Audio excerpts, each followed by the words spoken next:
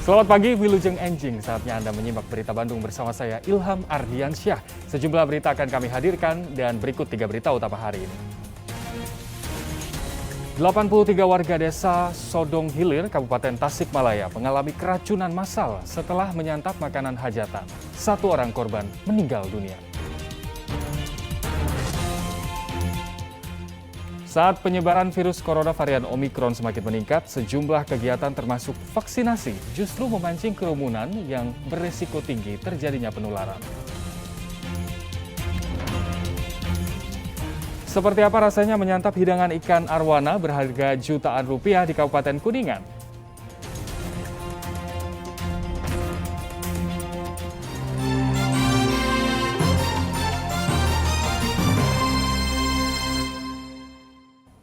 Kita awali informasi pagi ini, angin kencang disertai hujan lebat yang mengguyur Kabupaten Subang dan Majalengka merusak bangunan sekolah, rumah, dan menumbangkan pohon serta tiang listrik. Warga pun bergotong royong memperbaiki kerusakan yang terjadi. Atap bangunan Sekolah Dasar Negeri Utama Jaya, Desa Cimayasari, Kecamatan Cipendei, Kabupaten Subang yang terbuat dari baja ringan rusak parah setelah diterjang angin kencang. 2 ruang kelas tak bisa lagi digunakan akibat musibah ini. Rusaknya bangunan sekolah terjadi saat hujan deras dan angin kencang melanda Minggu sore. Sementara pihak sekolah mengalihkan belajar siswa ke kelas lain yang tidak mengalami kerusakan. Selain bangunan sekolah, puluhan rumah warga yang ada di Dusun 1 dan Dusun 2, Desa Cimayasari juga mengalami kerusakan. Senin pagi, warga bergotong royong memperbaiki rumah yang rusak. Angin kencang disertai hujan lebat yang melanda wilayah RW 01 Desa Padaherang, Kabupaten Majalengka menumbangkan sejumlah pohon dan tiang listrik hingga menyebabkan aliran listrik padam.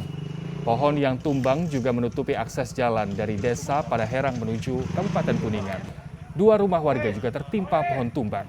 Petugas gabungan sudah datang untuk memperbaiki kerusakan. Puluhan orang diduga keracunan makanan di Tasikmalaya dan Kabupaten Sukabumi. Di Tasikmalaya, seorang warga lansia bahkan meninggal dunia akibat dehidrasi. Lebih dari 80 warga Desa Sodong Hilir, Kecamatan Sodong Hilir, Kabupaten Tasikmalaya mengalami keracunan massal. Peristiwa ini diduga karena menyantap makanan hajatan 1 orang warga bernama JJ yang berusia 74 tahun yang meninggal dunia di rumahnya akibat mengalami dehidrasi berat dan penyakit bawaan. Korban yang mengalami keracunan massal rata-rata orang dewasa dari kampung Narawita, Sukabakti, Sodong Hilir, dan Mekarwangi. Mereka secara bersamaan merasakan mual, muntah, pusing, hingga buang air besar tak henti-henti pasca menyantap makanan di tempat hajatan tersebut. Apa saja apa yang dirasakan oleh Bapak pas setelah makan? Kayak ada yang beda gitu, berhenti. Pusing juga Pak? Muntah sama itu, sama berak, nggak berhenti-henti. Yang paling parah mah ini saya, istri, anak kecil, umur 4 tahun. 70 orang memilih rawat jalan di rumah masing-masing karena kondisinya menderita gejala ringan, sedangkan 13 orang warga mengalami dehidrasi berat dirawat di Puskesmas Sodong Hilir. Puskesmas Sodong Hilir juga telah mengambil sampel makanan dari tempat hajatan untuk diuji di laboratorium. Keracunan makanan ringan yang menyebabkan sehingga diare, gangguan pencernaan, akan tetapi hanya 9 orang yang dirawat, diambil ke puskesmas, tapi yang lainnya rawat jalan karena memang ini harus diklarifikasi, yang meninggal itu karena memang punya penyakit bawaan. Keracunan makanan juga dialami santri Halifah Boarding School Desa Cijengkol, Kecamatan Caringin, Kabupaten Sukabumi Minggu pagi. Sejak pagi, beberapa santri mengalami diare dan muntah-muntah. Ya, itu tentunya hasil investigasi dari tim medis ya.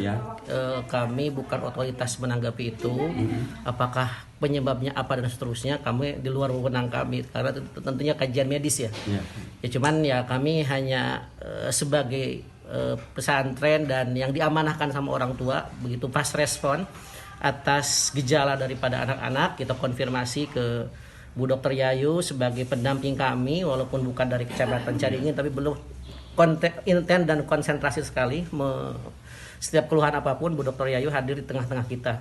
Jadi pada waktu itu tempo pagi hari kita konfirmasi dengan beliau dan beliau pas respon begitu, kemudian sampai menjemah informasi ke rekan-rekan puskesmas dan seterusnya. Petugas dinas kesehatan dan orang tua santri yang dihubungi pihak pesantren menemukan 20 orang santri dalam kondisi lemah hingga harus diberi infus. Sedangkan sejumlah santri lainnya mengalami gejala keracunan ringan. Bantuan ibu di saat ini memeriksa. Kalau gangguan pencernaan ya kemungkinan dari sesuatu yang dimakan atau yang diminum. Cuman penyebabnya atau bagian apa yang menyebabkannya itu masih dalam investigasi. Sampelnya sedang dikirim ke Labkesda Provinsi di Bandung.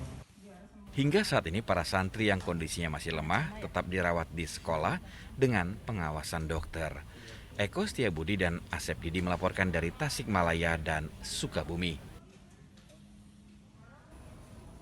Kita ke informasi selanjutnya. Di tengah semakin tingginya penyebaran virus corona varian Omikron di berbagai daerah di Jawa Barat, sebagian warga justru melakukan aktivitas yang berisiko tinggi terjadi penularan. Kerumunan warga berdesakan antri vaksinasi anak di Purwakarta, masuk stasiun kereta di Kabupaten Bogor, hingga antri operasi pasar minyak goreng yang dihadiri Menteri.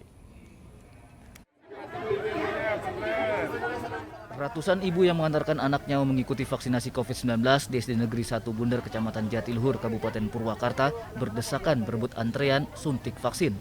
Anggota Polsek Jatiluhur yang bertugas sempat kerepotan mengatur antrean. Ini sengaja datang ngantar atau gimana, Bu? Sengaja. Nggak bisa? Kenapa, Bu?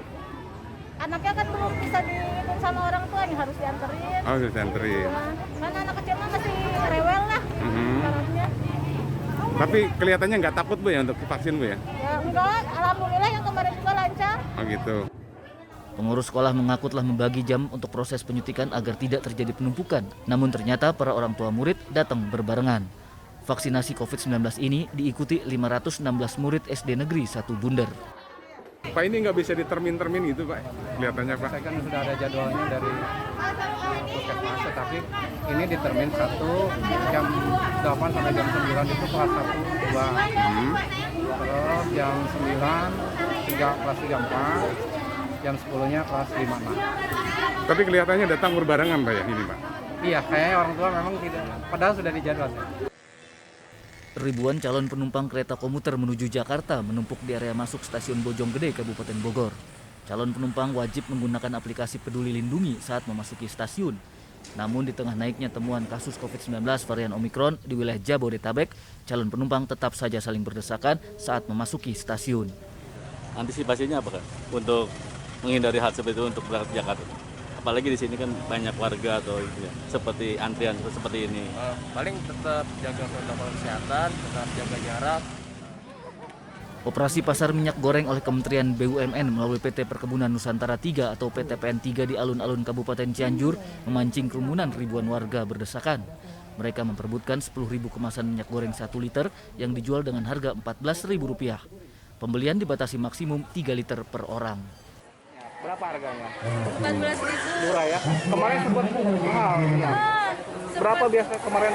Kemarin 42 2 liter. Makanya ada belajar di sini langsung sini. Ibu pasti pakai minyak ya? Iya. Jualan atau apa, Bu?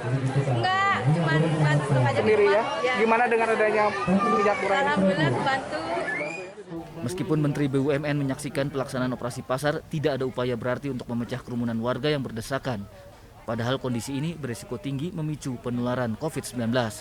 Apalagi saat ini virus corona varian Omikron mulai merebak di tanah air. Tim Liputan melaporkan dari Purwakarta, Bogor, dan Cianjur.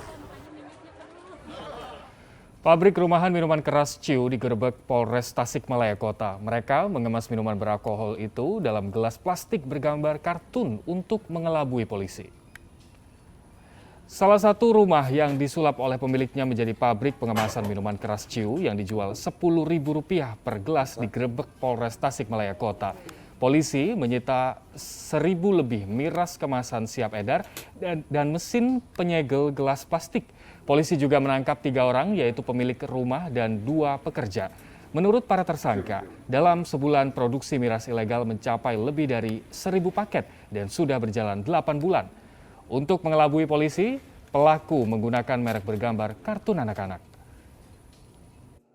Berhasil kita ungkap dengan membuntuti pergerakannya pada saat pelaku melakukan penjualan miras ini.